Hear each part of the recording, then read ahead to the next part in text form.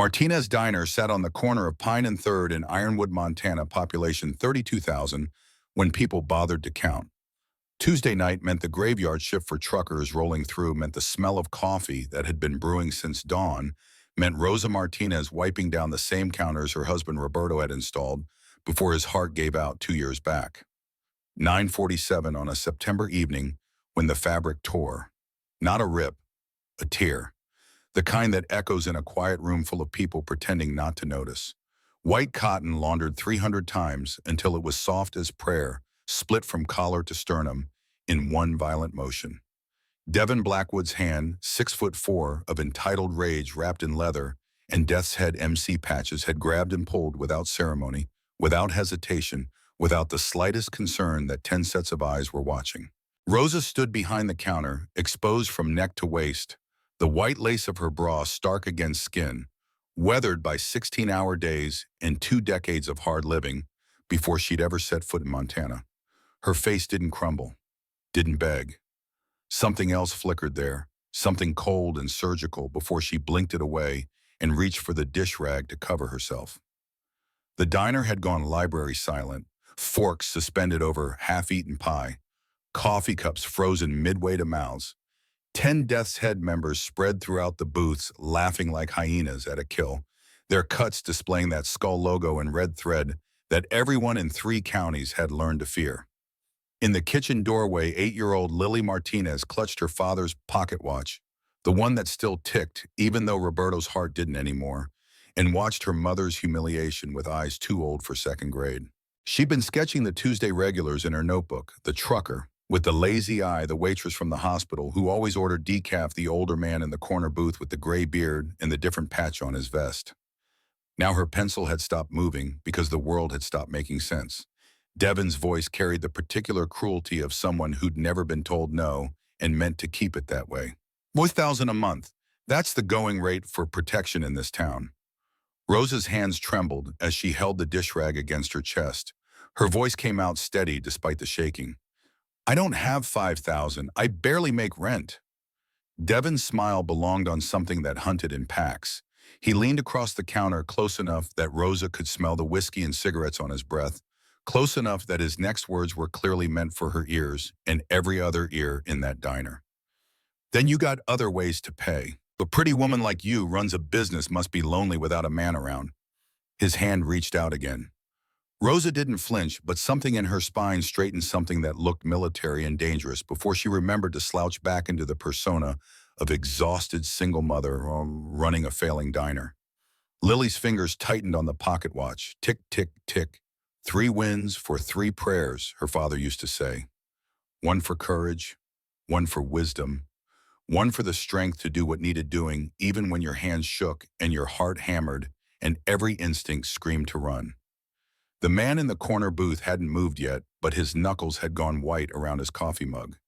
Jack Morrison, 62 years old, former 82nd Airborne, current president of Iron Brotherhood Motorcycle Club, had stopped at Martinez Diner because his prosthetic left leg was aching after 200 miles and he needed coffee before the last stretch home. Should have kept riding. Should have minded his own business. Should have learned by now that trouble had a way of finding you whether you went looking or not. But he'd seen the little girl in the kitchen doorway. 8 years old, brown curls, wide eyes that noticed everything. Same age his daughter Lily had been when his wife died. Same age she'd stayed frozen in his memory while the real Lily grew up lonely and angry and eventually dead in a bathroom with a needle in her arm and no father around to save her. Devin was still talking, voice raised now, so everyone could hear the terms of Rosa's new arrangement. Free meals for my boys, every Tuesday and Friday, and you smile while you serve us. You make us feel welcome. You do that, maybe we don't have to discuss your little girl there. What's her name? Lily, pretty name. Would be a shame if something happened to her walking home from Lincoln Elementary. 3rd graders are so vulnerable, you know, so many dangers in the world. The knife came out from under the counter so fast 3 Death's Head members half stood from their booths. 8 inches of chef's steel, the kind Rosa used to debone chicken in 12 seconds flat, held in a grip that didn't belong to any restaurant worker Jack had ever seen. Professional, combat ready, the way Spec Ops held blades in rooms where shooting was too loud and silence mattered more than mercy. Rosa's voice dropped to something that made the temperature fall 5 degrees. Touch my daughter, and they won't find enough of you to fill a coffee can. Devin's eyes widened, not with fear yet, but with recognition. He'd seen that look before in men who killed for cartels and soldiers, who'd seen things they couldn't talk about, in people who understood exactly how much damage a sharp blade could do in skilled hands. The fuck are you? Jack stood. The metallic click of his prosthetic leg hitting linoleum cut through Devin's sentence. 6 feet of weathered combat veteran with gray hair, pulled back in a ponytail, wearing a leather vest that said Iron Brotherhood MC across the back, and President Rocker beneath it, moving with the deliberate calm of someone who'd been outnumbered before and survived it. Leave now. Devin turned, reassessed. One old man with a limp versus 10 Death's Head members who hadn't hit 40 yet. The math was simple. The outcome was obvious. What's your problem, Grandpa? This isn't your business. Jack reached up to touch the pink ribbon pinned to his vest, the one his daughter had worn in her hair every day until she didn't wear anything anymore except a toe tag in the county morgue. The fabric had faded over 12 years, but he swore he could still smell strawberry shampoo if he tried hard enough. I'm making it my business. You threaten a woman. You threaten a child. That makes it everybody's business. Devin laughed and his boys laughed with him, that pack mentality where courage multiplied when you ran with wolves. You're alone, old man. I count 10 of us. Can you count that high? Jack pulled out his phone, hit speed dial, put it on speaker. The voice that answered had the depth of a mine shaft and the warmth of a furnace. Prez. Tiny, I need the chapter. Martinez Diner on Pine and 3rd Ironwood. A pause, but only for a heartbeat. How many? All of them. Another pause, longer this time, while Tommy Rodriguez, 6'7", 290 pounds, a former Force Recon Marine they called Tiny, because irony was still alive, calculated distances and fuel stops and how fast he could rally 200 brothers on a Tuesday night. 40 minutes out. Jack hung up, looked at Devin, smiled without humor. 200 brothers, 40 minutes. You want to wait around or you want to leave while you still can? Devin's face cycled through calculations. Bluff or real, risk or retreat. Pride versus survival. He settled on the wrong answer. You're full of shit. Nobody's got 200 guys who show up on a Tuesday. 40 minutes, find out. 3 Death's Head members moved toward Jack. The nearest one was maybe 30, all tattoos and bad decisions, telegraphing his right hook from New Mexico. Jack started to shift his weight, started to plant his good leg and raise his hands, started to do the math on how much damage he could do before the prosthetic gave out and they put him down. Then Lily walked out of the kitchen. Time didn't stop, but it should have. This 8-year-old girl in an oversized diner apron that had been her father's, carrying a notebook full of sketches, and her father's pocket watch, and more courage than anyone had a right to ask from someone who still lost teeth naturally. She walked across that diner floor with every eye tracking her movement, walked right up to Jack Morrison, while her mother screamed her name, walked until she stood between this scarred old biker and 3 gang members who'd hurt people for less than the price of dinner. Arms spread wide, chin up, voice clear. You have to go through me first. The room crystallized into something fragile and terrible. Devin stared. His boys stared. Rosa was moving around the counter, knife still in hand, maternal fury overriding every other instinct. Jack looked down at this impossible child and felt something crack open in his chest that he'd sealed shut with whiskey and regret 12 years ago. His prosthetic leg ached as he lowered himself to one knee. The metal clicked and groaned. His good knee protested. He didn't care. He got down to Lily's eye level because that's what you did when someone half your size showed twice your courage. What's your name, kiddo? Lily. Of course it was. Of course God, or fate, or whatever cosmic comedian was running the show would make her Lily. Would put this brave little girl in front of him with the same name, same age, same fearless stupidity that his daughter had shown before the world broke her. That's a beautiful name. I had a daughter named Lily. Had past tense. I'm sorry she's past tense. Jack's throat closed around words that wouldn't come. His hand rough with calluses from 40 years of motorcycle grips, scarred from bar fights and worse fights in places that didn't have bars, reached out. Lily put her small hand in his without hesitation. Trust pure and complete, from someone who still believed grown-ups could be heroes. The pink ribbon came unpinned with fingers that shook. He'd worn it for 12 years through 100,000 miles in 3 states in more dark nights than he could count. His daughter's ribbon, the last thing he had of her, besides memories that cut like glass. This was my Lily's. She wore it every day. Would you keep it safe for me? Lily took it like he was handing her the crown jewels, held it against her chest with both hands. I promise. Good girl. Now I need you to go back to the kitchen. Let the old biker handle this. Her smile came quick and bright. You're not old. You're weathered. Jack laughed for the first time in longer than he could remember. Real laughter, the kind that came from somewhere deep and forgotten, and maybe not completely dead after all. Weathered, I like that. Devin's patience snapped like cheap wire. He moved fast, grabbed Lily's arm hard enough to leave fingerprints yanked her toward him, while Jack was still on one knee and couldn't move fast enough with metal where bone should be. Rosa moved faster. The knife came around in a perfect arc, professional grip, blade angled for maximum psychological impact without actual cutting. Yet, she crossed the diner in under 2 seconds, moved like someone who'd done this before, in situations where hesitation meant death, and pressed 8 inches of sharp steel against Devin's carotid artery with exactly enough pressure to dimple skin without breaking it. Let her go. Her voice carried an accent now faint but present, something that hinted at places where Spanish mixed with English, and life was cheaper than most people in Montana could imagine. Devin's eyes went wide because he recognized competence when it was about to open his throat. The fuck you know how to...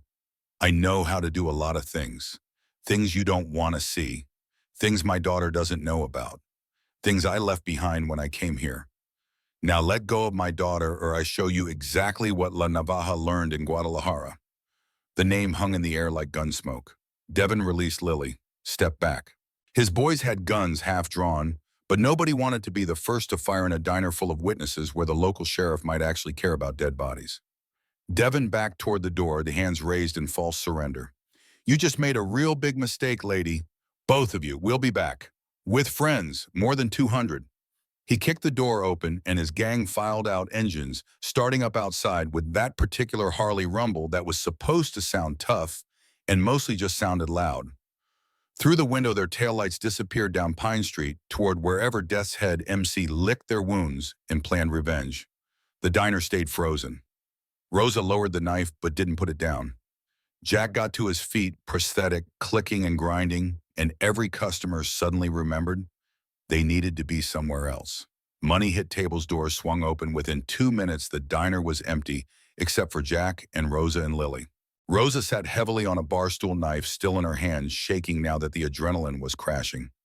Lily ran to her mother, wrapped small arms around her waist, and Rosa held her daughter with her free hand, while the knife dangled from the other like she'd forgotten it was there. Jack stayed standing because sitting felt like letting his guard down, and every instinct said the night wasn't over. You know how to use that blade. Not a question. Rosa looked at the knife, at her daughter, at Jack, calculations running behind her eyes about what to tell, what to hide, what this stranger with the kind eyes and the dead daughter deserved to know. I used to, long time ago. Military. Something like that. The lie was smooth, but Jack had heard enough lies in his life to recognize the shape of them. Not his business. Not yet. Maybe not ever. He was just a man who'd stopped for coffee and found himself neck-deep in something that smelled like cartel and tasted like blood. Rosa stood, walked to the kitchen, came back with hot chocolate that she made the way her husband Roberto had taught her. Mexican hot chocolate, real cinnamon, just a touch of cayenne for courage. She handed it to Lily, whose hands steadied around the warm mug. Lily looked up at Jack, eyes still too old for 8 years of living. Thank you for protecting my mom. You protected me first, Lily. That took real courage. Dad said courage is just love with armor on. Something in Jack's chest finished cracking open. He looked at this little girl with her dead father's wisdom and her mother's steel spine and thought about second chances, about redemption, about whether a man who'd failed his own daughter could maybe earn forgiveness by protecting someone else's. Your dad was a smart man. He was past tense, too. I'm sorry. Lily inhaled the steam from her hot chocolate. cinnamon and safety and home, except underneath it all, that metallic smell still lingered. Fear. Because everyone in that diner knew Devin Blackwood wasn't done. He was just getting started. Rosa's phone rang. Unknown number? She answered because you always answered unknown numbers when you had a daughter, and enemies, and a past that wanted collecting. Hello. The voice on the other end spoke Spanish, heavily accented, the kind that came from Sinaloa or Jalisco, from places where cartels ran everything and innocent people died in numbers that made the news for one day and then disappeared into statistics. Rosa. Oh, debería decir la navaja. Her face went the color of old snow. Who is this? Someone you owe $300,000. I hear you're having problems with local gangs. Maybe we help each other. Maybe you work for us again. Maybe your daughter stays safe. I call tomorrow with details. The line went dead. Rosa lowered the phone with a hand that shook harder than it had when she'd held the knife. Jack kept his voice level. Who was that? Nobody. Didn't sound like nobody. Rosa looked at Lily at Jack at the diner her husband had built, and she tried to keep running and was now going to lose because the past never stayed buried. Not really, not when you owed cartels money and had skills they remembered and valued. My past. Coming to collect. Outside, the rumble started low and distant. Jack smiled despite everything, because he knew that sound the way monks knew prayer bells. Harley engines, dozens of them growing louder with each second. He walked to the window and looked out at Pine Street. Headlights, 50, 100, more. Motorcycles rolling into Ironwood in perfect formation, two abreast, staggered by half a bike-length military precision that came from brothers who'd ridden together long enough to move as one organism. Iron Brotherhood MC, all 200 members of the Montana chapter arriving exactly 38 minutes after the call, because when the president said, "Come, you came." Across the street, the 12 Death's Head bikes looked like children's toys. Rosa joined Jack at the window, Lily pressed against her side. Oh my God. I told you, Brotherhood means 200 show up when one calls. The engines cut in sequence, a wave of silence rolling down the street as kickstands hit pavement and boots followed. 200 men and 3 women, ages ranging from 28 to 71. Every one of them wearing Iron Brotherhood colors, every one of them having dropped whatever they were doing on a Tuesday night because their president needed them.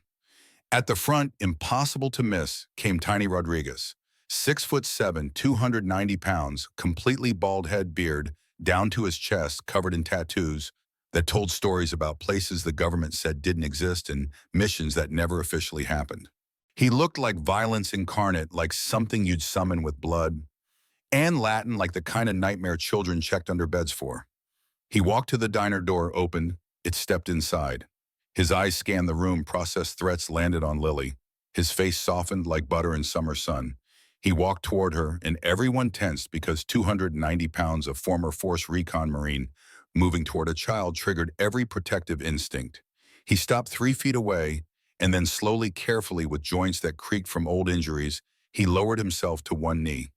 His voice, when it came, was gentle as rain on flowers. Hi there, little one. I'm Tiny. Are you okay? Lily nodded, still clutching Jack's pink ribbon. Good, because anyone who hurts kids answers to me, and I'm not nice when I'm not nice. He smiled, all those teeth, all that scar tissue, and somehow it worked. Somehow this terrifying giant made himself safe and small and trustworthy. But to good kids, I'm a teddy bear. Lily's voice came out small but steady. You don't look like a teddy bear. Tiny laughed, deep and genuine. Fair point. Behind him, the Brotherhood filed in. They filled the diner to capacity and beyond, spilling out onto the sidewalk, but nobody was loud. Nobody was aggressive. They ordered coffee, they paid, they tipped heavy. Father Mike O'Brien, 68 years old, former Army chaplain with kind eyes behind wire-rimmed glasses, knelt beside Lily and told her that God smiled on the brave. Sarah Chen, 60, former combat medic with dock patches on her vest, checked Rosa's bruised wrist with gentle efficiency. Rita Vasquez, 52, hands stained with grease from the motorcycle shop she owned, promised to fix Rosa's slashed tires for free. Marcus Williams, 58, road captain, who organized every ride and made sure nobody got left behind, laid out the security plan. Guards in 4-hour shifts 24/7. Nobody got within 100 feet of Martinez Diner or Rosa's apartment without Iron Brotherhood knowing. Lily looked up at Jack, overwhelmed and amazed. They're all here for me. You stood up when nobody else did. That means something. That means everything. Outside the town was gathering. 30-40 townspeople watching 200 bikers occupy their main street, whispering about trouble and violence and whether someone should call the sheriff. Sheriff Deborah Taylor, 55 and tough as boot leather, arrived with lights flashing and hand on weapon until she walked into the diner and saw the scene. Brotherhood members sitting peacefully, eating pie, drinking coffee. Tiny reading a children's book to Lily from a saddlebag because he carried books for his 5 granddaughters and always had one handy. Nothing threatening, nothing aggressive. Just 200 people showing up because someone needed help, and that's what family did. The sheriff walked to Jack. Ironside, what's happening here? Death's Head MC threatened this woman and her daughter. Extortion, assault, physical contact, terroristic threats against a minor. We're making sure it doesn't happen again. 200 of you. One would have been enough. 200 sends a message. Sheriff Taylor looked at Rosa's torn shirt, at the bruises on her wrist, at Lily clutching a pink ribbon like it was made of hope and promises. Devin Blackwood did this. Rosa nodded. I've been trying to nail him for 3 years. Press charges. With 200 witnesses, he can't retaliate. He already promised to come back with more people. Then we'll be ready. The sheriff left to file paperwork. The Brotherhood settled in for a long night. Jack pulled Tiny aside back to a corner booth where Lily couldn't hear. I need a safe house for Rosa and the girl. Tonight. Already arranged. Old hunting cabin 40 miles north. Secure. Off-grid. Good, because this isn't over. Never is. But that little girl, Jack, that's the bravest thing I've seen in 20 years. Standing between you and 3 gang members. 8 years old. Jack touched his vest where the pink ribbon should be found. It missing remembered he'd given it away to another Lily who needed it more. She reminds me, I know I see it, we all see it. If something happens to her because of me, won't, not on our watch. You called. We came, that's how it works. The diner door opened. Father Mike stepped in from outside, face grim. Jack, we got movement. Death's Head compound is lit up like Christmas. Vehicles moving. Jack's jaw tightened. How many? Can't tell. More than bikes, trucks, SUVs. They're not coming to talk. Rosa overheard, move close. I need to get Lily out of here. Already arranged. Tiny's taking you both. Cabin's stocked secure, got cell service if you need it. I can't ask you to do this. You didn't. Your daughter did. By being brave. By standing up. Tiny collected Lily, who was falling asleep against Sarah Chen's shoulder. Wrapped her in a Brotherhood jacket 3 sizes too big. Rosa grabbed essentials. Nothing else moved with the efficiency of someone who'd evacuated before who knew how to run when running was the smart play. At the door, Rosa turned back to Jack. You don't know me. Don't know what I've done. If you knew, I know you're a good mother. That's all that matters. They left in Tiny's truck, taillights disappearing into Montana darkness, while inside the diner, Jack gathered his officers. Marcus, Sarah, Rita, Father Mike, 20 others who'd proven themselves in situations where proving yourself meant staying alive. Death's Head is coming tonight, with numbers. Maybe they got help, maybe they called in favors, doesn't matter. We hold this diner because that's what we told that little girl we'd do. Questions. Marcus raised a hand. What if they come heavy? What if it's not just bikes and bats? Then we respond proportionally. We're not murderers. We're protectors. Big difference. But if they bring guns, we don't die politely. Clear. Agreement rippled through the assembled brothers. They'd all been in situations before, different wars, different enemies, same basic truth. You protected your own. You held your ground. You did what needed doing and lived with it after. Jack's phone rang. Unknown number. He answered. The voice spoke English with a heavy accent, Mexican or further South cartel trained in how to make threats sound casual. Hola, Senor Biker. You protect Rosa Martinez. I do. Let me give advice. Don't. Rosa isn't who you think. Ask her about Guadalajara 2009. Ask her about La Navaja. Ask her about 12 men she killed with knife just like the one she pulled tonight. Still want to protect her. The line went dead. Jack stared at his phone at Marcus, at the assembled brotherhood who dropped everything to help a woman and child they'd never met because that's what the patch on their vest meant. Marcus spoke carefully. What did they say? That our bartender used to be an enforcer for Mexican cartels, that she killed 12 people, that we're protecting a killer. Silence spread like spilled oil. Father Mike broke it first. We've all got past lives, all got things we've done. Question isn't what Rosa was. Question is what she is now. And right now, she's a mother protecting her daughter. That's enough for me. Murmurs of agreement. These men and women knew about redemption, about second chances, about the difference between who you were and who you chose to become. Half of them had records. Quarter had done time. All of them had learned that the past didn't have to be a prison if you worked hard enough to build something different. Jack looked at his brothers, at the family he'd found after his blood family fell apart and made a decision. Then we hold. Rosa's past is her business. Our business is keeping her daughter safe. That's what we promised. That's what we do. Outside engines rumbled in the distance. More than 12. More than 20. Death's head was coming back, and they weren't coming alone. 48 hours until Devon's cartel debt came due, and he needed money fast, needed Martinez Diner for money laundering or protection, rackets, or whatever desperate math he was running. Jack checked his weapon, a .45 he'd carried since Iraq, clean and loaded, and hopefully staying holstered. Around him, 200 brothers prepared for whatever was coming down Pine Street on a Tuesday night in September when one little girl's courage had sparked something that might end in blood. The watch in Lily's pocket 40 miles away in a secure cabin kept ticking. 3 wins for 3 prayers. 1 for courage. 1 for wisdom. 1 for the strength to do what needed doing even when everything was falling apart. Tick, tick, tick. The hunting cabin sat 40 miles north where Montana stopped pretending to be civilized and admitted it was wilderness with delusions of habitation. Tiny's truck had made the drive in 37 minutes, headlights cutting through pine darkness, while Rosa held Lily against her chest and tried not to think about the phone call, about $300,000 she didn't have, about names she hadn't heard in 15 years coming back like curses with long memories. Lily slept wrapped in a brotherhood jacket that swallowed her whole Jack's pink ribbon, clutched in one small fist.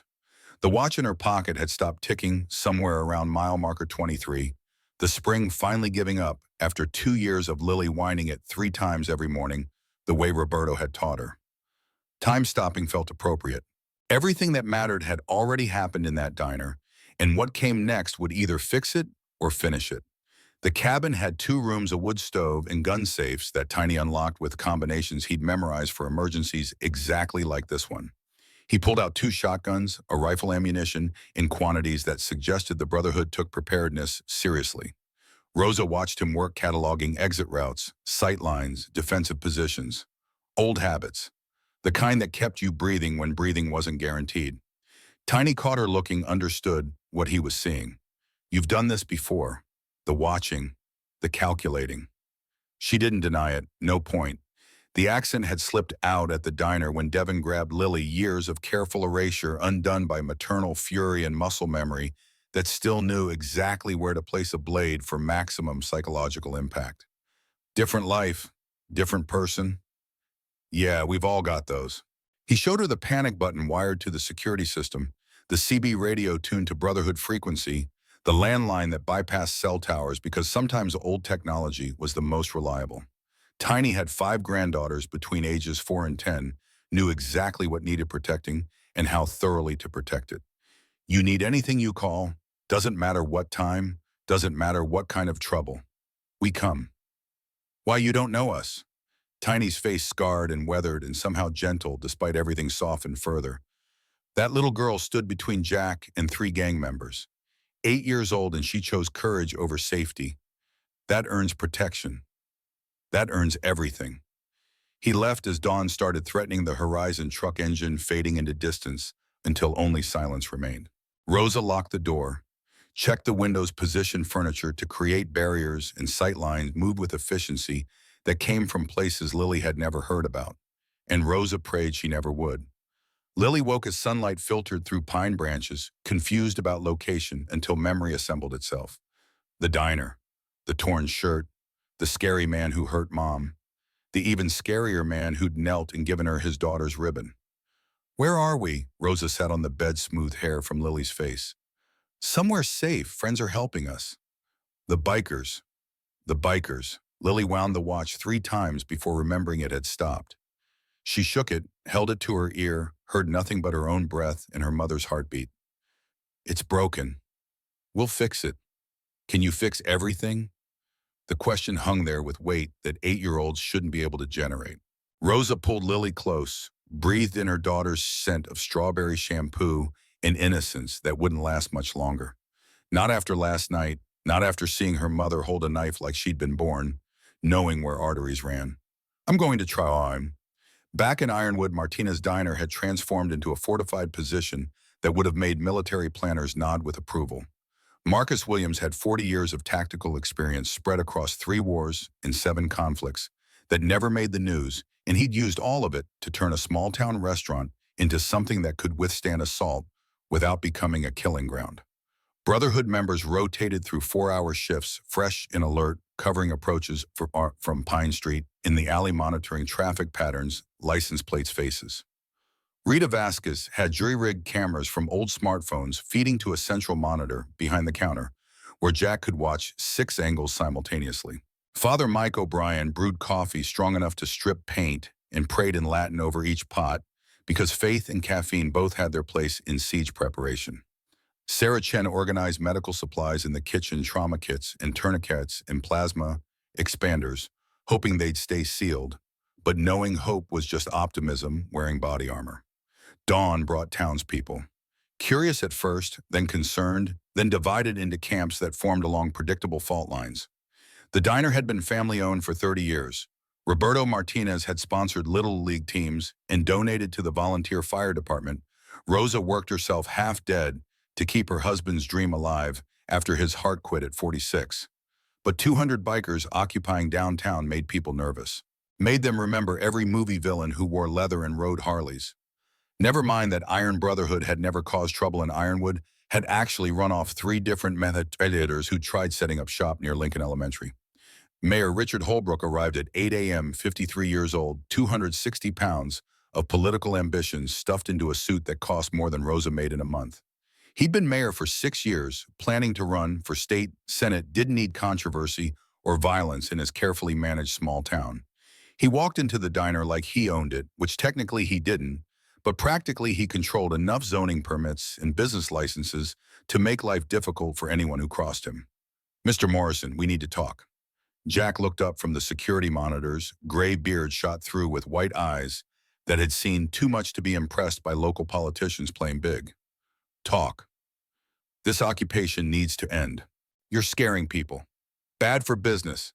Bad for the town's image. Death's Head MC terrorized Rosa Martinez, extorted her, assaulted her, threatened her 8-year-old daughter. Where were you then? Mayor Holbrook's face reddened the way politicians' faces did when confronted with actual problems versus photo opportunities. I wasn't aware of the situation. You're aware now, so either help us or get out of the way. You can't just take over a business district. Watch us. The mayor left muttering about lawyers and permits and consequences, empty threats from someone who'd never had to choose between protecting the innocent and following rules written by people who'd never faced real danger. Sheriff Taylor returned mid-morning with paperwork, incident reports, arrest warrants being processed for Devin Blackwood and 6 of his Death's Head officers.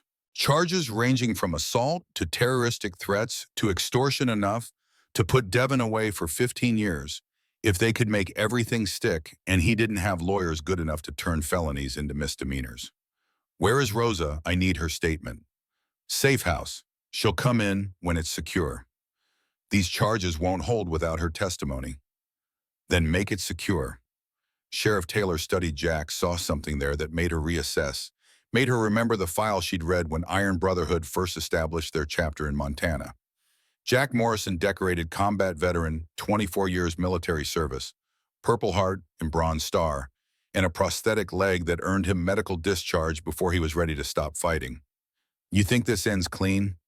Nothing ends clean, but it ends with that little girl safe. That's the only ending that matters.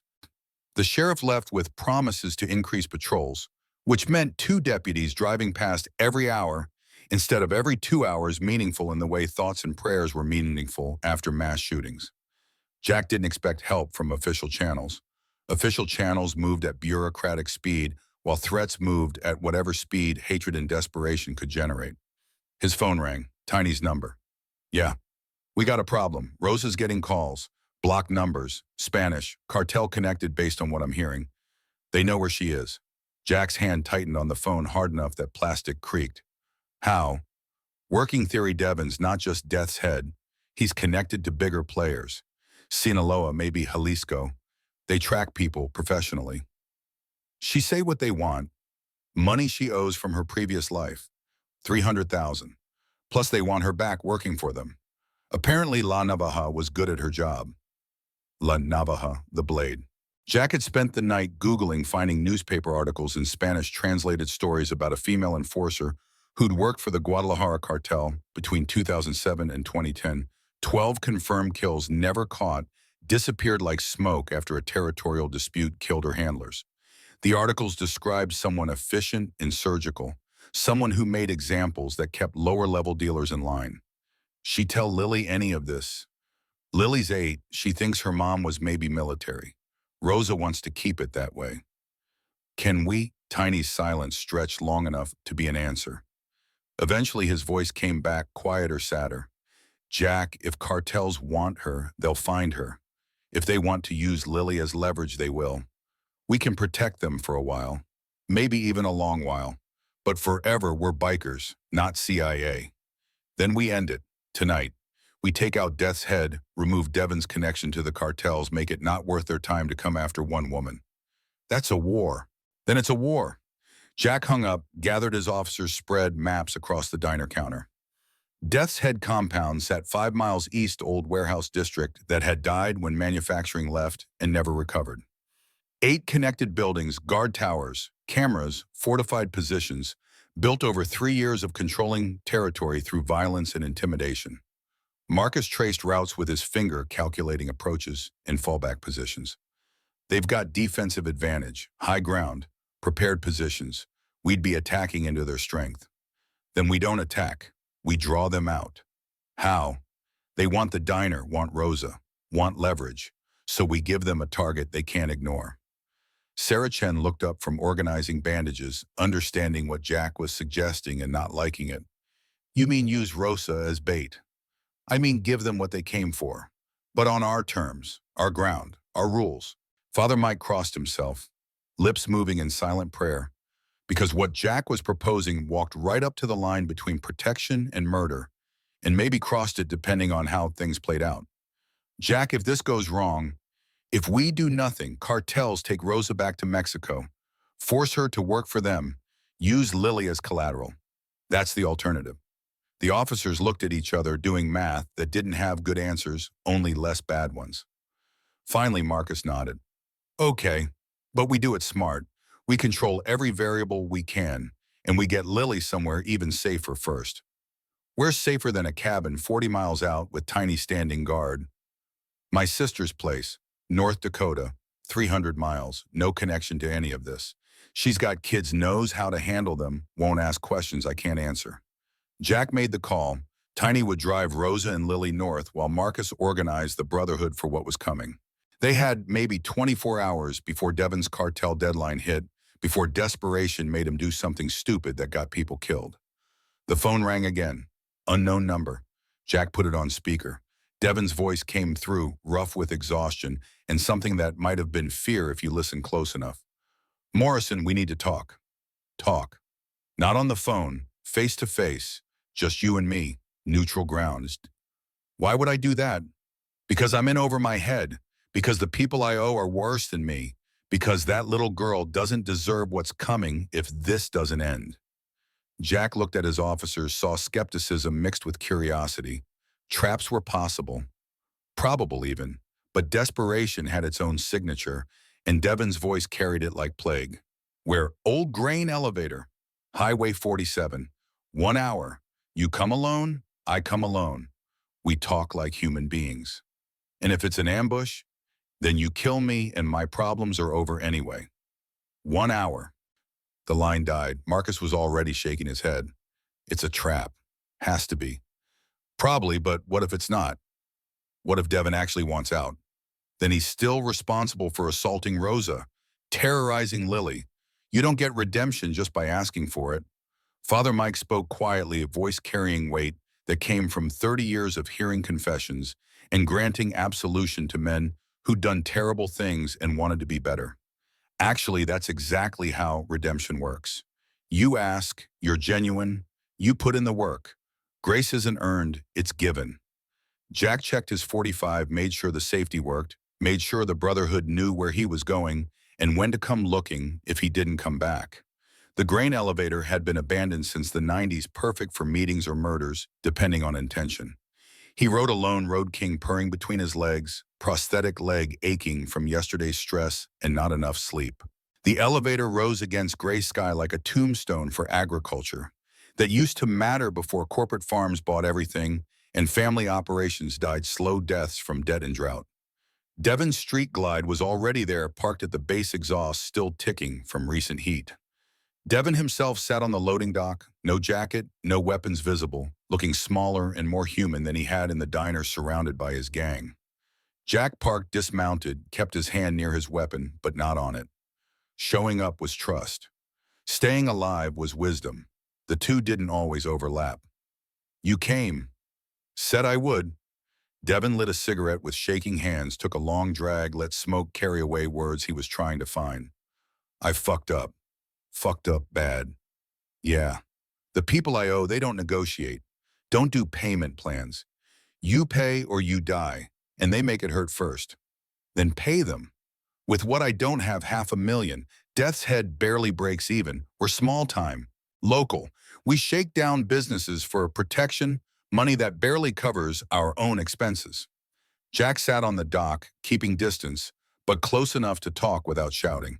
Close enough to see Devin's face, the fear there, the exhaustion, the recognition that all his intimidation and violence hadn't actually made him powerful, just isolated. Why'd you go after Rosa? Devin's laugh came bitter and broken. Because she reminded me of my mother, because I hate myself and take it out on people who can't fight back. Because my father taught me that strength means dominating the weak, and I was too stupid to question it. Your father, the story spilled out like confession, like poison being drained from an infected wound. Richard Blackwood, restaurant empire owner, wealthy and cruel, who'd built his fortune by underpaying immigrants and abusing service workers and teaching his son that people fell into two categories: masters and servants. Devin's mother had been a maid in affair, a mistake that Richard acknowledged only by making sure Devin understood he was lesser, not quite legitimate, not quite worthy. He used to take me to his restaurants, make me watch him humiliate the staff, servers, bussers, kitchen workers, people who just wanted to feed their families. He'd find reasons to dock their pay, threaten, deportation, grope the women. Called it maintaining authority. Devin's cigarette burned down to the filter.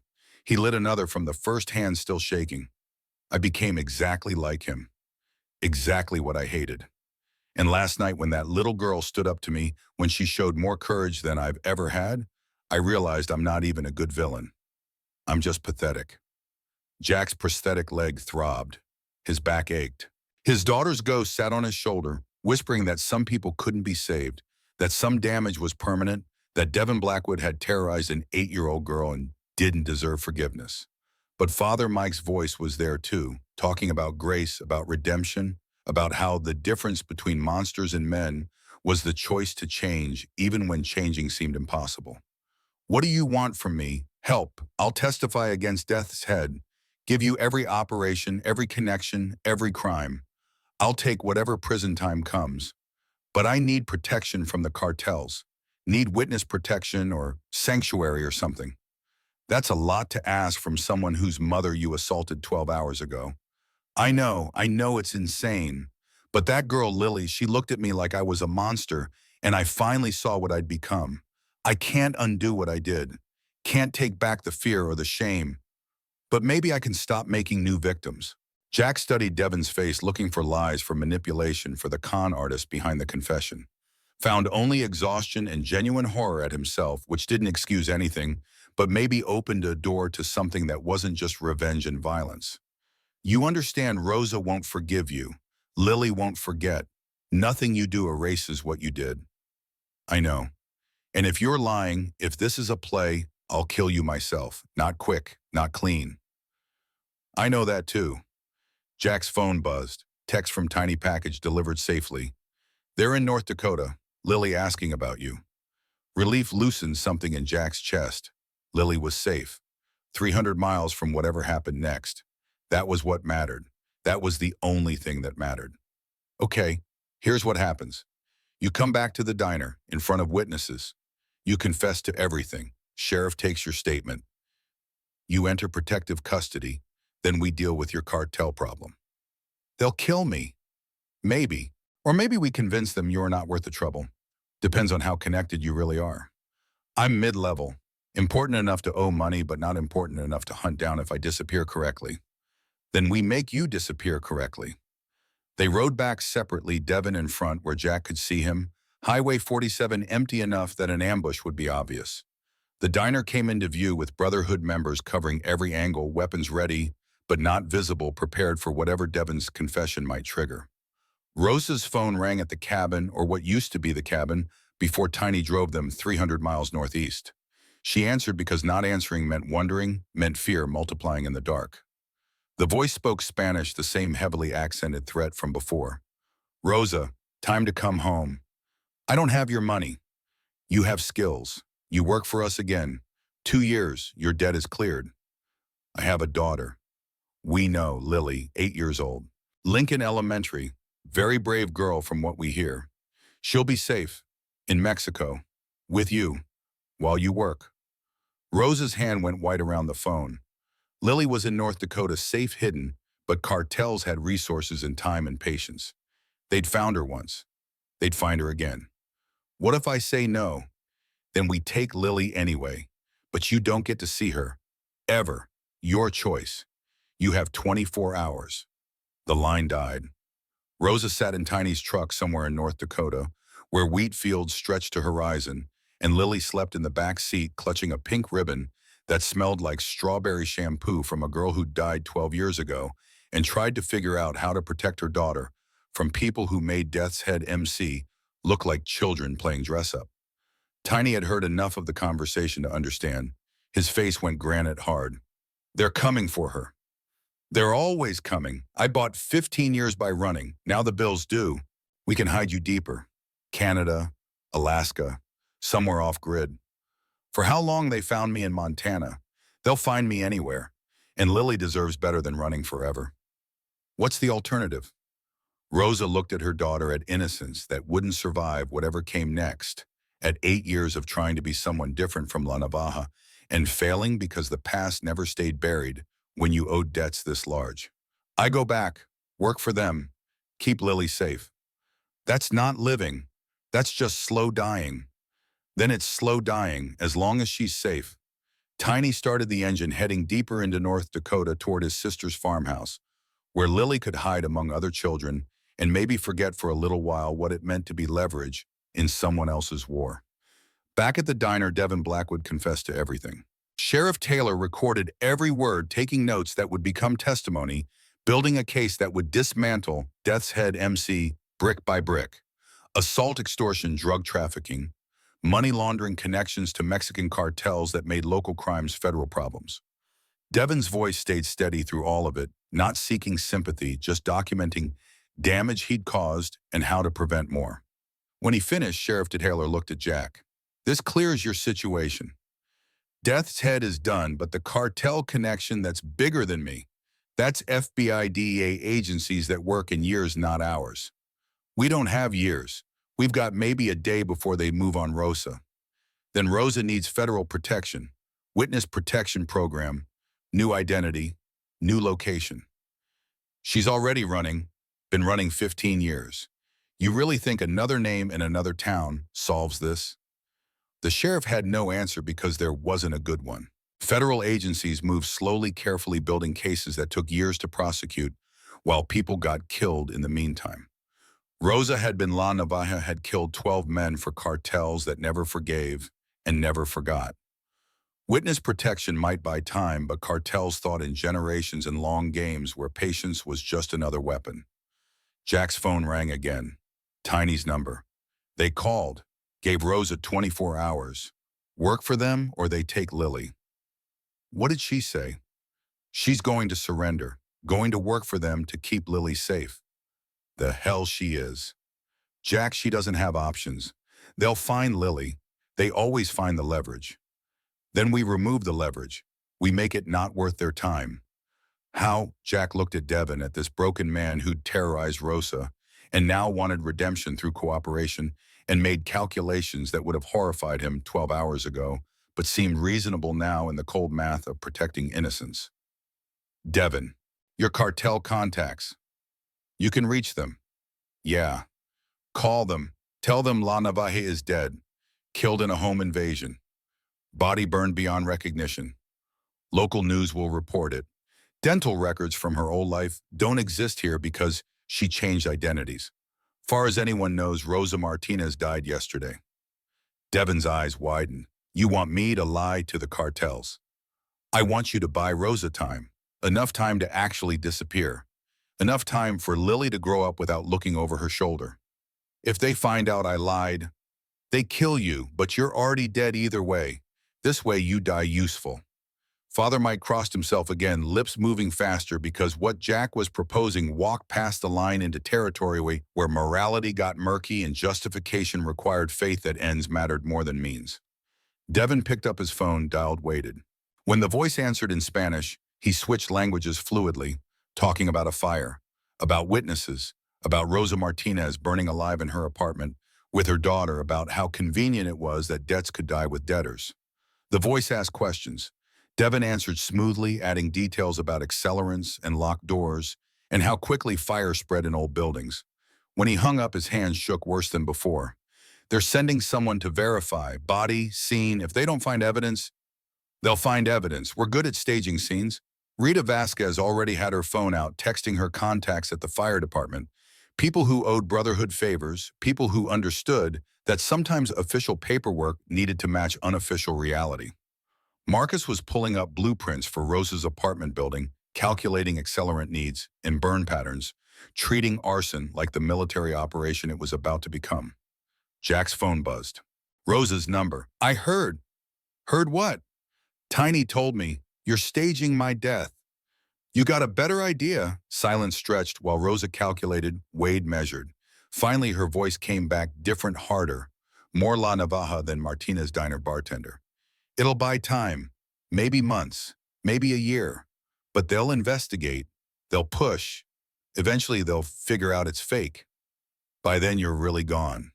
Canada, Alaska, somewhere with new names we build carefully, slowly, properly.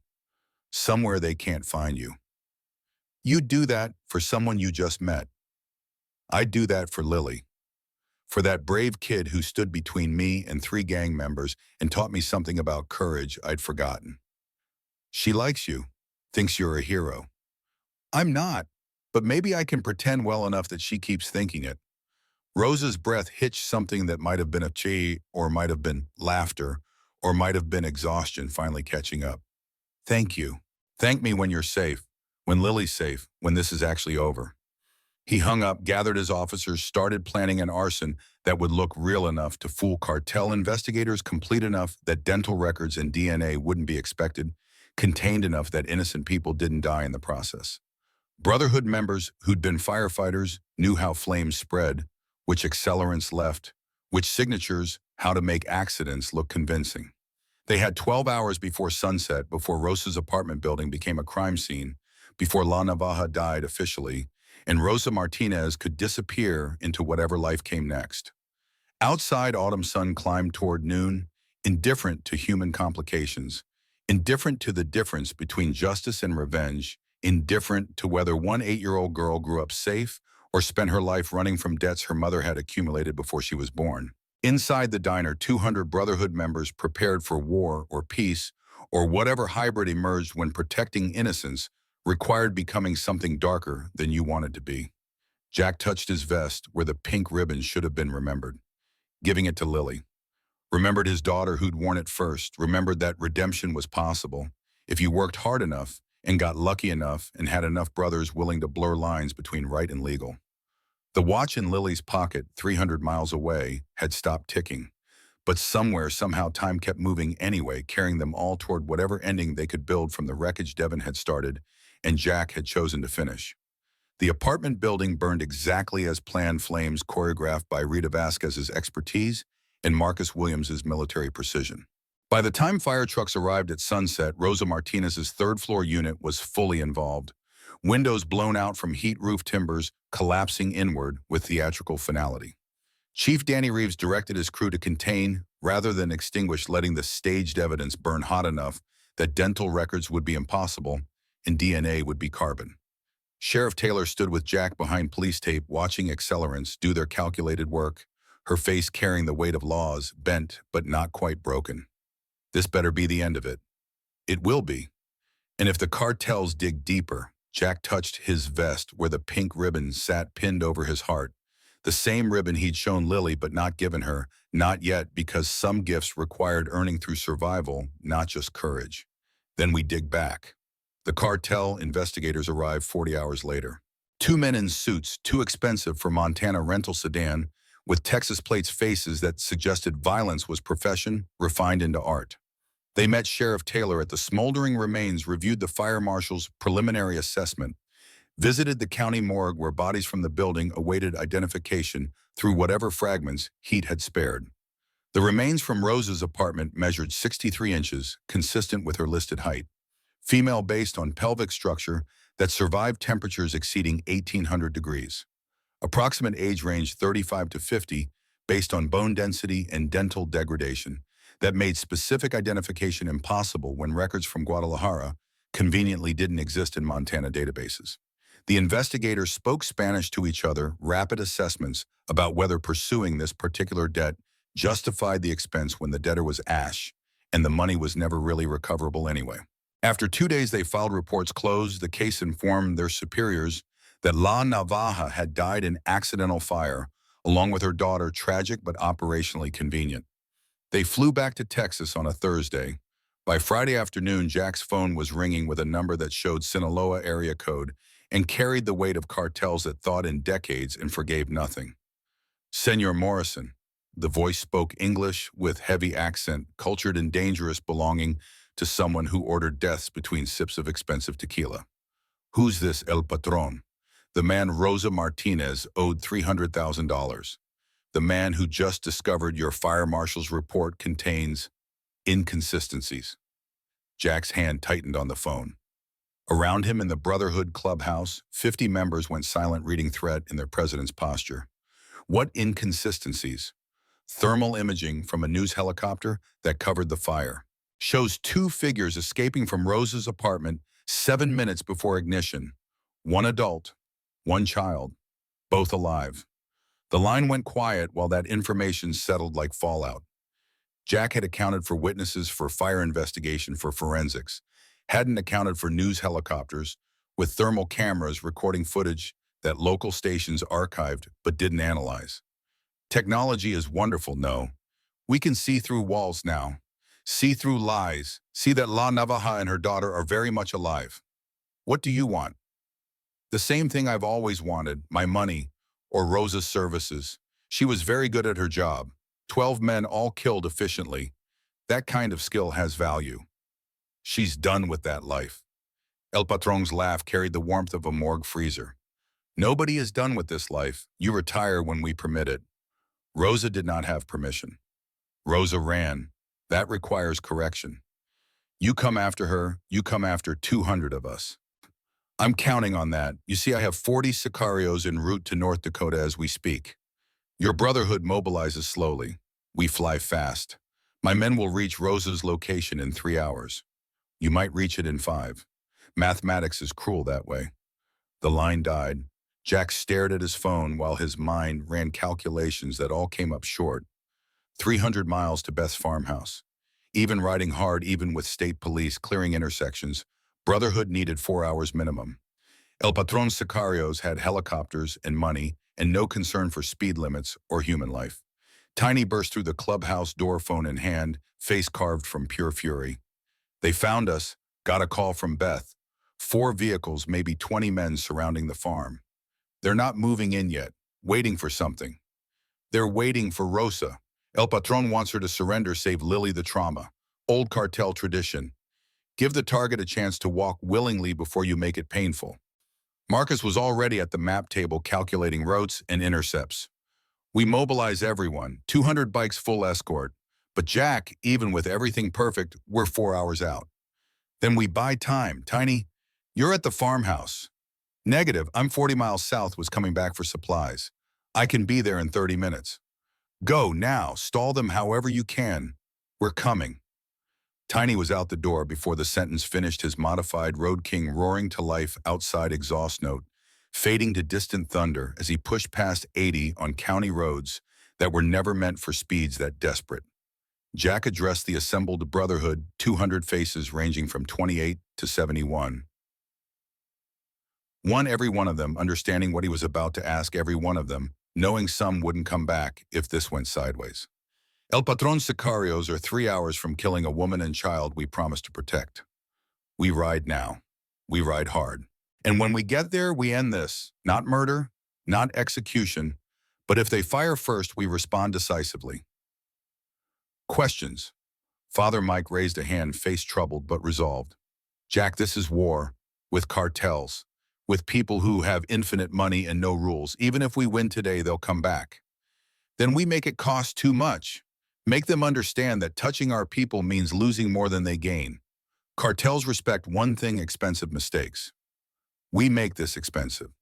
Sarah Chen was already organizing medical supplies, trauma kits, and plasma expanders packed into saddlebags, preparing for casualties, because hope wasn't tactical planning. Rita checked weapons, distributed magazines, made sure everyone who carried was proficient, because this wasn't bar fight territory anymore. This was the kind of violence that required training and discipline or became massacre. The Brotherhood mobilized in 12 minutes, 200 Harleys in perfect formation. Marcus at point as Road Captain Jack in command position. Riders staggered 2 abreast with spacing that allowed maneuvering if shooting started. They rolled out of Ironwood in a column that stretched half a mile, engines, synchronized discipline, perfect looking, less like motorcycle club, and more like mechanized cavalry. Highway 2 toward North Dakota opened before them, afternoon sun dropping toward horizon, shadows lengthening as they pushed past 90, where road conditions allowed. State police saw them coming, had been briefed by Sheriff Taylor, cleared intersections, and waved them through, because sometimes local law enforcement understood that federal agencies moved too slowly and street justice was the only justice that arrived on time. At the farmhouse, Lily was drawing horses in the hayloft when Beth's phone rang. The woman answered, listened for 30 seconds, face draining to corpse white.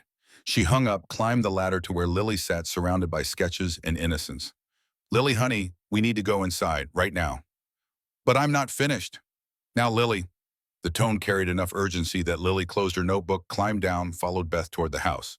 Through the barn door, she could see vehicles approaching on the long driveway, 4 black SUVs moving at casual speed because they weren't worried about resistance, just collecting property that belonged to their employer. Beth locked the farmhouse door, herded her 4 children and Lily into the basement, grabbed the shotgun from the gun safe her husband had installed after wolves took 2 calves last spring.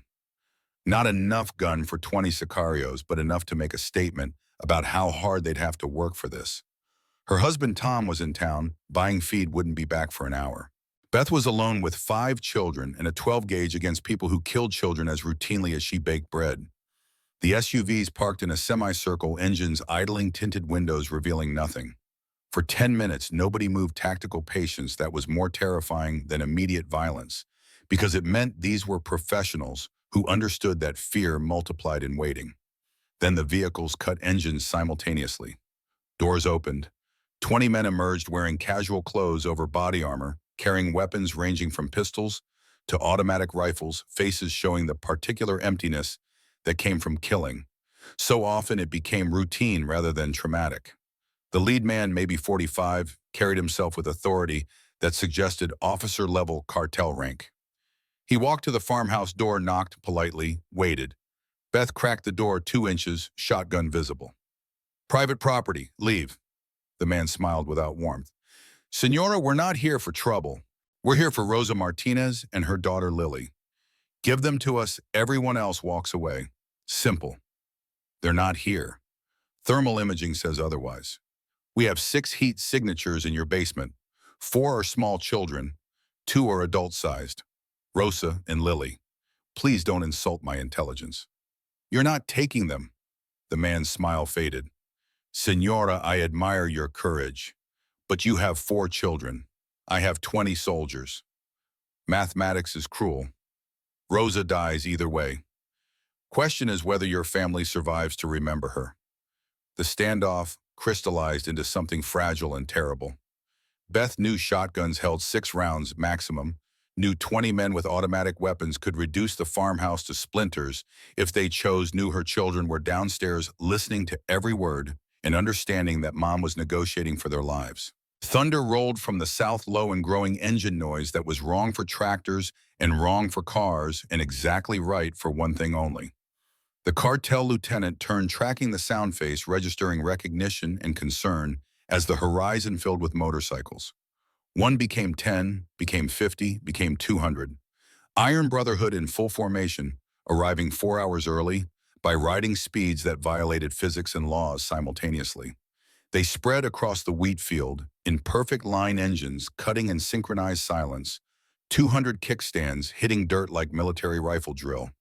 The cartel lieutenant made rapid calculations. 20 sicarios, good but not overwhelming. 200 bikers, military veterans defending home territory. Helicopters were 30 minutes out with reinforcements, but 30 minutes was eternity when mathematics turned hostile.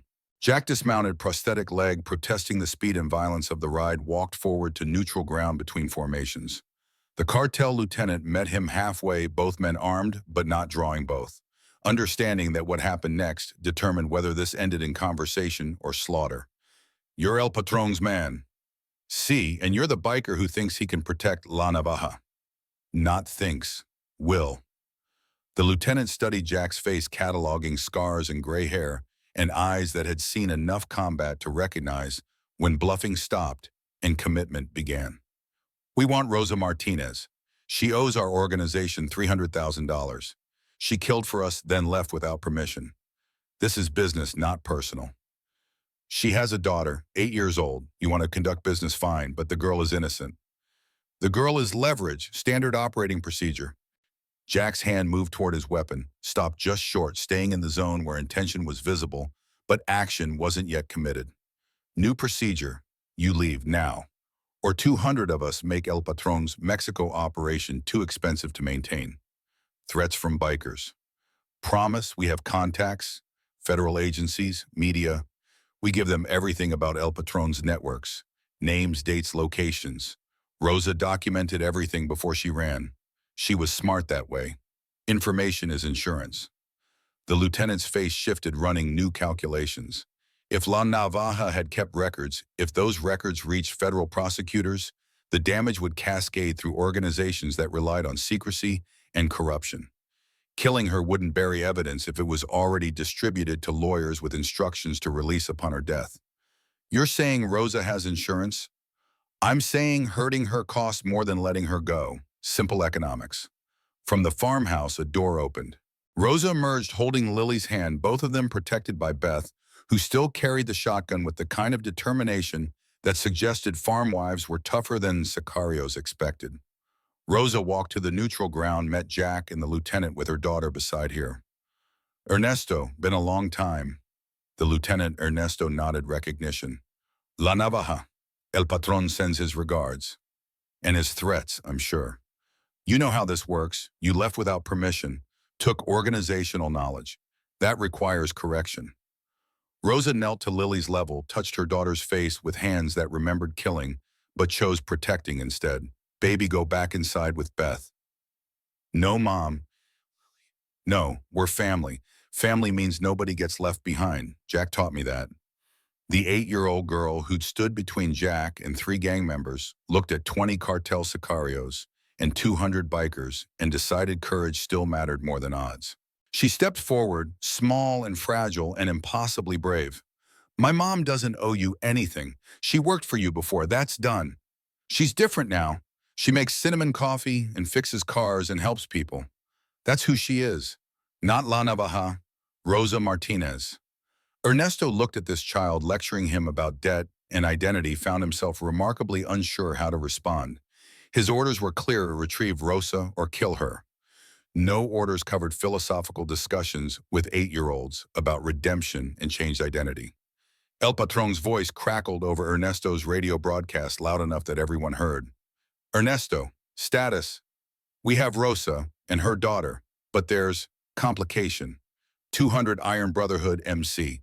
They're offering Rosa's organizational records to federal agencies if we proceed. Silence stretched while El Patron processed variables. Finally, his voice returned colder and more measured. Put Rosa on. Ernesto handed the radio to Rosa. She took it, squared her shoulders, became La Navaja for one final negotiation. Patron, Rosa, you cost me money, cost me soldiers, cost me face. This cannot stand. I know. So here's my offer. I give you everything I documented. Every operation, every official you corrupted, every route, every safe house. Complete organizational intelligence. In exchange, you burn it, destroy it, make it disappear. Because if you don't, and if anything happens to me or my daughter, that information goes to DEA, FBI, and every news organization that'll publish. Your operation doesn't survive that exposure. You're blackmailing me. I'm offering you survival. Take it or watch your empire burn. The silence lasted 30 seconds. Somewhere in Sinaloa, El Patron was calculating costs and benefits, weighing pride against practicality, deciding whether Rosa Martinez was worth the risk when he had 100 other operations generating profit. You have the information here. Jack pulled a USB drive from his vest pocket, held it up where Ernesto could see. The drive contained everything Rosa had compiled during her years as La Navaja insurance she'd kept in case this exact moment arrived. Your choice, Patron. Take the drive, walk away, or start a war you might not win. El Patron's voice came back final and cold. Ernesto, take the drive. Verify contents. If genuine, withdraw. The debt is forgiven. La Navaja is dead. Rosa Martinez never existed. We are done. Ernesto took the drive, examined it, nodded to his men. They retreated to their vehicles in perfect order, engines starting SUVs rolling back down the long driveway toward highway in Texas and cartels that understood when battles cost more than victories were worth. Rosa collapsed to her knees, shaking from adrenaline crash and relief, and understanding that the past 15 years of running had just ended in a wheat field in North Dakota surrounded by 200 bikers she'd known for less than a week. Lily wrapped arms around her mother's neck, small and fierce and victorious in the way only children could be when they'd helped save their parents through courage adults no longer believed possible. Jack knelt beside them, prosthetic leg protesting, not caring, offering his rough, scarred hand to Rosa, who took it and let herself be helped upright. You kept records the whole time. That's why you were confident. That's why I survived. Information is power when you have nothing else. Smart. Desperate. There's a difference. The Brotherhood maintained formation until the SUVs disappeared from sight, ensuring the cartel retreated rather than regrouped. Only when Marcus confirmed via radio that the vehicles had crossed back into Montana did Jack order stand down. 200 bikers erupted in celebration engines, revving whoops and hollers that echoed across wheat fields that had never heard victory celebrations quite like this. Beth emerged with her 4 children, overwhelmed and grateful, and already planning how to explain this to her husband, who'd missed the most exciting hour of their marriage. Father Mike approached Rosa, face kind and troubled. You traded information for freedom. That information will destroy people. It'll destroy criminals, people who hurt others for profit. I can live with that. So can I. God forgives many things. Protecting children is always justified. As sunset painted sky in oranges and purples, Rosa sat with Lily in the hayloft where this had all started, looking at drawings her daughter had made during the week they had been hiding. Pictures of Jack, of Tiny, of Brotherhood members who'd become family through crisis rather than blood. Mom, are we really free now? Really free? Can we go home?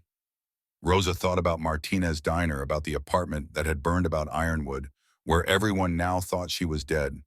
Thought about Vancouver, where witness protection had offered new identity and safety. Thought about this farmhouse where Beth had stood against 20 sicarios with a shotgun and maternal fury.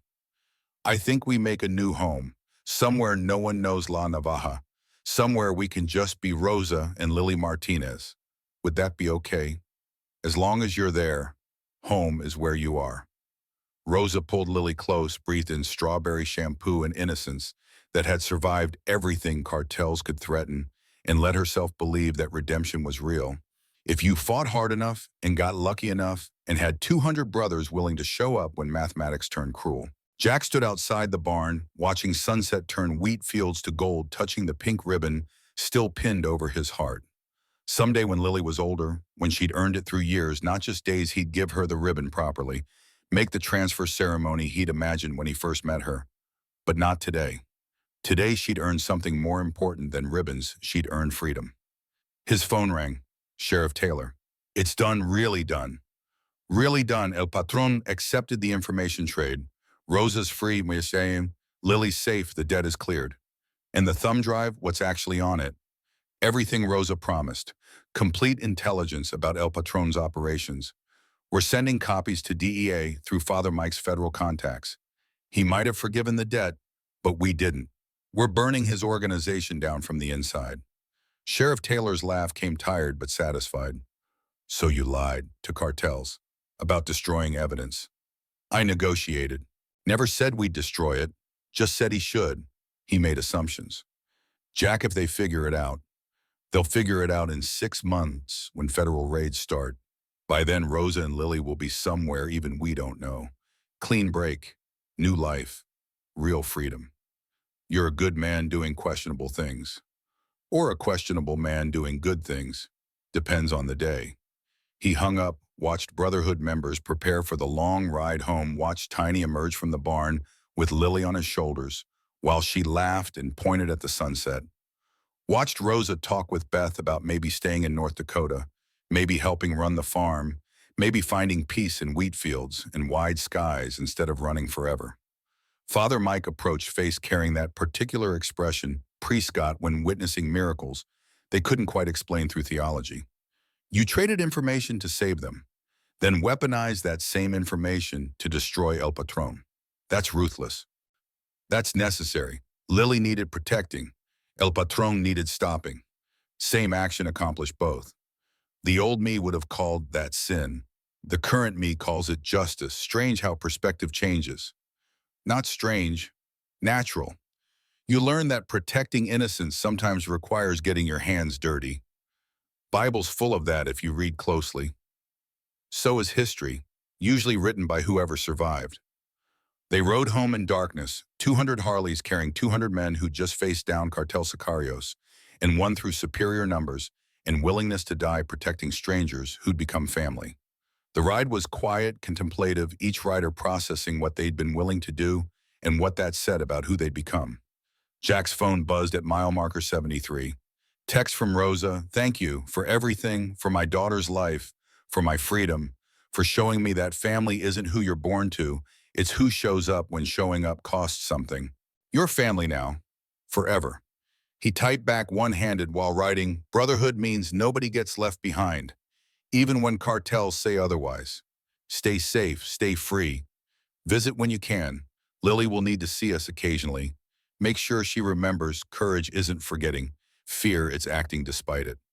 The Brotherhood Clubhouse appeared from darkness, lights warm and welcoming brothers gathering inside to decompress and celebrate and grieve the casualties that hadn't materialized but easily could have. Jack Park dismounted, felt every one of his 67 years in joints that protested and muscles that ached and a prosthetic leg that needed maintenance after riding harder than engineering specifications recommended.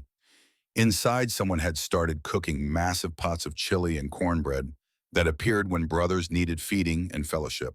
Tiny was telling the story already, embellishing details, making the 20 sicarios into 40, making the standoff more dramatic, making Lily's courage even more impossible. Jack listened, smiled, touched the pink ribbon still pinned over his heart. In 5 years, he'd give it to Lily Martinez properly. Make a ceremony of it. Explain that his daughter Lily would have wanted another Lily to carry it forward. Another brave girl who understood that courage was just love with armor on. But tonight, the ribbon stayed where it belonged over his heart, reminder of daughters lost and daughters saved, reminder that second chances existed if you worked hard enough and got lucky enough and had 200 brothers willing to ride 300 miles at illegal speeds because one phone call said family needed protection. The celebration continued past midnight, brothers gradually departing to homes and families, to lives that continued because violence had been avoided and threat had been neutralized. Jack stayed until the clubhouse emptied, cleaning up in that particular way combat veterans did when physical action helped process psychological trauma. Father Mike stayed too, washing dishes alongside his president, both men comfortable in silence until the chaplain spoke quietly. You think it's really over, that El Patron won't come back? I think federal raids will keep him busy for the next decade. I think Rosa's information is specific enough that prosecutors will build cases that put his lieutenants away for life. I think he'll have bigger problems than one woman who got away. And if you're wrong, then we'll be there. That's what family does. Shows up, stands up, fights back. They finished cleaning, locked the clubhouse, parted ways into Montana darkness that had witnessed this particular chapter close, while knowing that stories never truly ended, just rippled forward in waves that touched shores decades later. 5 years later, the invitation arrived on a Tuesday, cream-colored card with elegant calligraphy announcing Lily Martinez's 8th grade graduation ceremony. Location, North Dakota Middle School. Date, June 15th. Special note at the bottom in Lily's handwriting, Jack, please come, I have something for you. Jack rode alone 300 miles toward wheat fields, and memories rode king, purring beneath him, prosthetic leg aching less these days after upgraded components and physical therapy. At 67, most men his age had stopped riding. Jack figured he'd stop when breathing stopped, not before. The school gymnasium was packed with parents and families, Beth's 4 children grown into teenagers. Lily standing among classmates wearing cap and gown, holding diploma and future. She'd grown tall, 13 now, losing childhood roundness while gaining angles and poise. Her eyes still held that particular light that separated truly good people from everyone else. After the ceremony, she found Jack in the crowd, hugged him with the unself-conscious affection teenagers rarely showed older men they'd known since childhood. You came. Promised I would. Mom wanted to be here, sent this. She handed him a letter, Rosa's handwriting, flowing across paper that smelled faintly of cinnamon and coffee. The letter explained that witness protection had worked, that her catering business in Vancouver was thriving, that she thought about Montana daily and dreamed about Ironwood nightly, that she'd be at Lily's high school graduation in 4 years, risk or no risk, because some moments required presence over safety. The letter ended, thank you for giving us 5 years of peace. Thank you for showing Lily what real men look like. Thank you for being the father she needed when hers was past tense. Your family. Always. Jack folded the letter carefully, tucked it in his vest pocket next to the pink ribbon that had lived there for 17 years, first for one Lily, then for another. She wrote something for you, too. Lily handed him a notebook, the same one she'd been drawing in that first night at Martina's diner. 5 years of sketches chronicling life on Beth's farm, brotherhood visits, graduations, and birthdays, in ordinary moments that became extraordinary through artistic skill. The last page showed Jack at 67, weathered and gray prosthetic leg, visible pink ribbon, prominent over his heart. Below it, caption in teenage handwriting that had matured from child to artist. Some families you're born into, some choose you, both matter. Thank you for choosing us. His eyes went wet because they always did when Lily showed him truth he couldn't see himself. She produced the pink ribbon from her pocket, the one he'd shown her, but never given her that first night, because gifts required earning through time, not just courage. You said someday when I was older, you'd give me this properly. I'm older now, and I think I've earned it. Jack unpinned the ribbon from his vest, faded beyond recognition, now more memory than fabric. He held it between them both, touching it, connection, spanning 17 years and 2 Lily, and lessons about courage that never got old no matter how many times they were taught. My daughter Lily wore this every day until the day she died. She told me to keep it safe. I tried, failed her, failed myself. Then I met you, and you taught me that failure isn't permanent unless you stop trying, that second chances exist if you're brave enough to take them. He placed the ribbon in Lily's hand, closed her fingers around it. This is yours now, not because you need reminding about courage. You've got that figured out. But because some legacies should continue, some lessons should spread, some girls named Lily should know they're connected even when they've never met. Lily pinned the ribbon to her graduation gown over her heart, exactly where Jack had worn it for 17 years. She hugged him again, harder, this time teenager strength instead of child dependence. When I have a daughter someday, I'll give it to her. Tell her about two Lilies who taught an old biker what courage really meant. Keep the story going. That's all any of us can do. Keep the stories going. Keep showing up. Keep choosing courage over safety. They stood in the gymnasium, surrounded by celebrating families, surrounded by evidence that normal life continued even after cartels and gangs and violence threatened to destroy it. Beth approached with her husband Tom, both older now, both grateful in ways that transcended language. Jack staying for dinner, we're having everyone over. Wouldn't miss it. The farmhouse filled with people and noise and food that appeared magically when Beth's friends contributed casseroles and pies and enough calories to feed armies. Brotherhood members who'd made the ride, Tiny Marcus, Sarah, Father Mike, mixed with civilians who'd heard the stories but never quite believed them until they met the actual bikers who'd faced down cartels. Lily showed her artwork to anyone who'd looked, portfolio of 5 years documenting life after trauma, beauty after violence, normalcy after chaos. One piece stopped Jack. Cold Martinez Diner, rendered from memory in perfect detail. Table 9 prominent with imaginary plaque reading, reserved for those who stand up when standing up matters. You remember the diner. Remember everything. The way you knelt, the way Tiny scared me until he smiled, the way Mom held that knife like she'd done it before, the way 200 bikes sounded like thunder.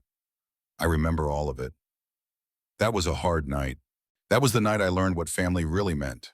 Not blood, not DNA, just people willing to show up when showing up cost something. Father Mike overheard, nodded approval at wisdom that sounded like sermon material. Your father would be proud, the man you've become, the leader who protects instead of destroys. Jack thought about Roberto Martinez, about the diner owner who died too young, about legacy that continued through daughters and strangers who became family. Roberto started it, taught Lily about courage and love. I just showed up when the lesson needed reinforcing. The evening stretched into night celebration, becoming fellowship, becoming the kind of bonding that happened when people survived impossible situations together. Lily fell asleep against Jack's shoulder around 10 p.m., exhausted from graduation, an emotion 13 years old, and simultaneously child and teenager and future adult all at once. Jack carried her to Beth's spare room, tucked her in like he'd done with his daughter Lily 17 years ago. Noticed the pink ribbons still pinned to her graduation gown on the desk. Some circles, closed properly, if you waited long enough and worked hard enough and got lucky enough. Riding home at midnight, 300 miles of darkness and stars and wind that cleaned thoughts, Jack felt something that might have been peace, or might have been satisfaction, or might have been forgiveness for failures past and present. His phone buzzed at mile marker 147, text from Lily. Made it home safe. Still riding another hour. Be careful. You're the only Jack I've got. I will. You're the only Lily I've got too. Not true. You've got two Lilies, one in memory, one in life. Both love you. His vision blurred enough that pulling over was necessary, tears falling freely, because 13-year-olds shouldn't be able to articulate truths that adults spent lifetimes avoiding. He sat on his road king in darkness, crying silently, letting grief and joy mix into something that felt like wholeness if you squinted right and believed hard enough. The Brotherhood clubhouse appeared from nothing. Lights off except security floods, everyone gone to homes and families because Tuesday nights were quiet now that Death's Head was dismantled, and cartels had learned that Montana bikers cost too much to cross. Jack parked, dismounted, walked inside to silence and memories. The pink ribbon was gone, passed to Lily properly, but its ghost remained pinned over his heart, invisible weight that felt right and necessary and permanent. His phone buzzed again.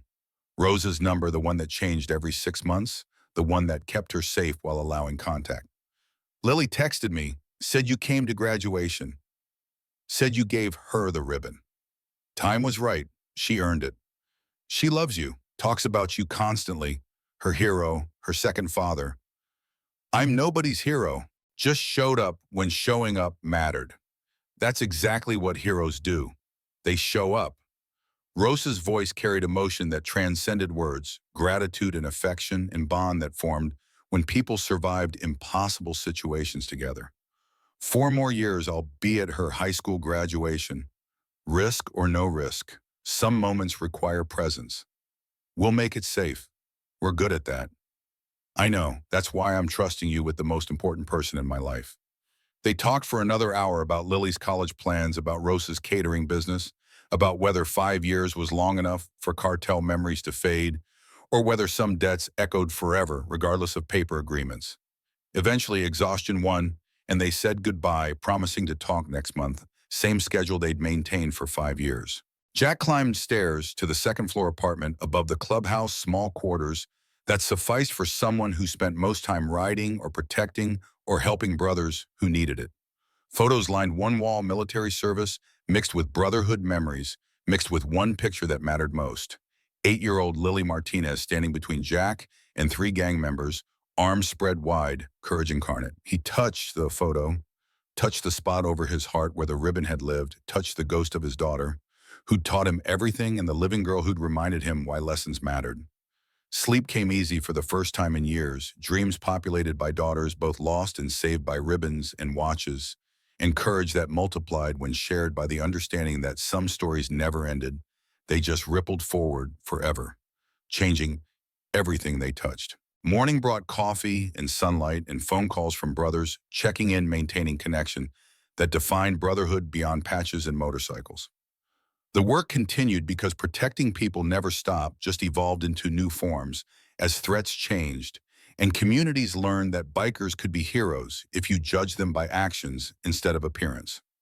Jack rode through Ironwood that afternoon past Martinez Diner under new ownership, past the apartment building that had burned 5 years ago and been rebuilt with better fire suppression, past Lincoln Elementary, where Lily used to go to school before North Dakota became home. Sheriff Taylor flagged him down outside her office, face showing age but also satisfaction that came from cleaning up towns that had been dirty too long. Morning, Jack. Sheriff. Wanted to tell you, El Patron got sentenced yesterday, 40 years federal, no parole. Rosa's information made 17 different cases. Biggest cartel takedown in 10 years. She'll be glad to hear that. Tell her thanks. Tell her she did good. Tell her the past can stay buried now because the people who cared about it are all in prison. I will.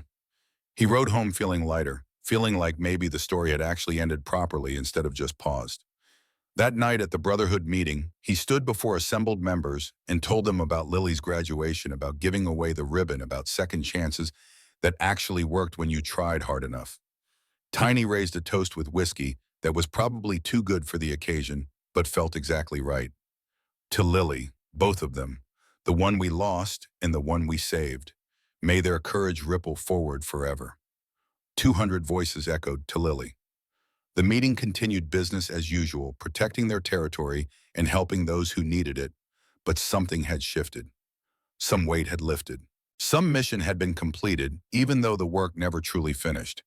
Jack rode home that night, touching the ghost of the ribbon over his heart, understanding that some gifts kept giving even after they were passed along, that some lessons echoed through generations, that some families were born from crisis and became permanent through choice and showing up and refusing to let mathematics dictate who deserved protection. The watch in Lily's room in North Dakota kept ticking 3 wins every morning: prayer and habit and connection to Father who was past tense but never forgotten. The ribbon pinned to her bulletin board caught afternoon light, faded and sacred, ready to be passed forward again someday, when another girl needed reminding that courage was just love with armor on. And in Ironwood, Montana, Martinez Diner served coffee and community to people who'd learned slowly that protection came in unexpected forms, that leather and loud exhaust could mean safety instead of danger, that showing up was 90% of everything that mattered. Some stories don't end. They ripple. They multiply. They become truth that changes how people see the world. This was one of those stories.